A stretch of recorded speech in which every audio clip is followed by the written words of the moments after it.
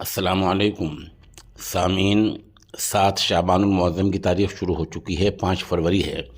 خبر کا عنوان ہے امریکی صدر ٹرمپ کا بیہودہ بیان۔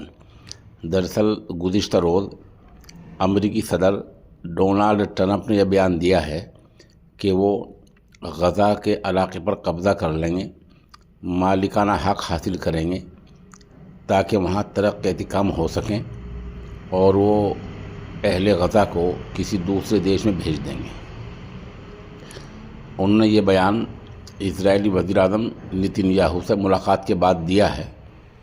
آپ اس سے اندازہ لگائیں کہ امریکہ کی نیت کیا ہے، یعنی ہر طاقتور اپنی لاٹھی کے زور پر بغیر کسی قانون کے یوں ہی طاقت کے بلبوتے پر کسی بھی کمزور دیش پر قبضہ کر لیا کرے گا۔ یہ اس کا مطلب ہوا۔